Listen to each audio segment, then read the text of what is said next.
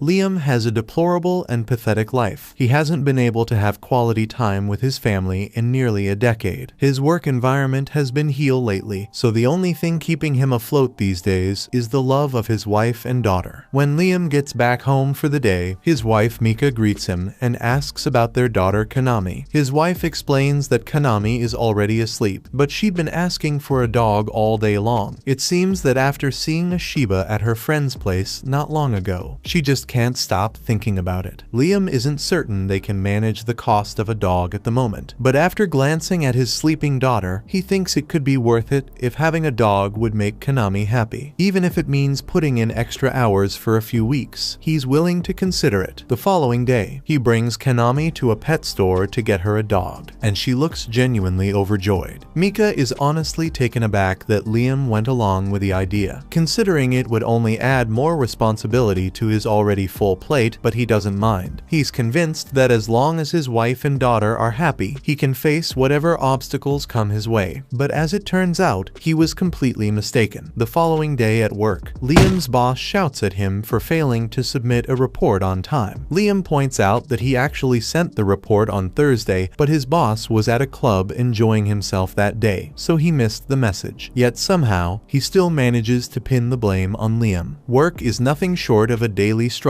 for Liam, whether it's dealing with his careless boss or his disrespectful subordinates. They never hesitate to steal credit for his hard work, while also pointing fingers at him for mistakes he didn't even make. His professional life is pure chaos. Yet, no matter how rough the day is, coming home to his wife and daughter gives him just enough strength to push forward. However, the following day, as Liam is riding the train to work, he gets a message from his friend Nita. Nita tells him about the newly upcoming video game and asks if he can help purchase one for him. Liam can't help but laugh at how obsessed Nita is with video games, but being a good friend, he agrees to go and pick one up. He steps off the train and pulls up his GPS map to locate the store, but since he doesn't know the area well, he ends up getting lost. As he glances around, hoping to catch sight of the store, something unexpected catches his eye. His wife is on a date with some random guy. At first, Liam can't believe what he's seeing, especially because Mika told him she was taking Kanami to the sport club today, but she never did. That night, Liam arrives home after work and casually asks Mika how her day went. His wife fibs, telling him she only took Kanami to sword practice and nothing more. Liam nearly confesses that he spotted her on what looked like a date, but in the end, he plays along, acting as if everything is normal. The thought of shattering their happy family life is too much, so he begins to second guess himself. Maybe he misinterpreted what he saw. Surely, Mika would never betray him like that. Needing some time to think, Liam decides to step away for a while. He attempts to put his computer on standby, but for some reason, it won't cooperate, leaving him no choice but to shut it down completely until he returns. As he walks through the city, his feet carry him back to the same place where he'd seen his wife on a date the day before. This time, the spot is empty, and a wave of relief washes over him when he confirms she isn't there today. But that fleeting sense of relief disappears the moment he overhears Mika talking on the phone with the man he suspects is her lover. To his horror, she even brought Kanami along. Liam clings to the desperate hope that maybe, just maybe, this guy is nothing more than a close friend. But then Kanami calls him dad, and in that instant, his entire world crumbles. Stunned, he returns to work, forcing himself to believe there must be some explanation. Perhaps it's just a very devoted friend who pretends to be Kanami's father when he's not around. Surely his wife wouldn't betray him like this. Right at that moment, his boss walks over and starts shouting at Liam for slacking off. So Liam tells him he's simply waiting for his computer to boot up. It's been acting up with the standby mode lately, and for security reasons, Liam has to shut it down completely whenever he takes a break, but instead of understanding, his boss yells even louder and tells him he should just stop taking breaks altogether. Right then, he receives a call from Mika, who tells him that Kanami has been in an accident. In a panic, Liam hurries straight to the hospital. When he arrives, Liam immediately asks Mika about Kanami's whereabouts. She informs him that their daughter has already been taken into the operating room. At that moment, a doctor steps out and questions whether they are Kanami's parents. After both of them confirm, the doctor explains that their daughter requires a blood transfusion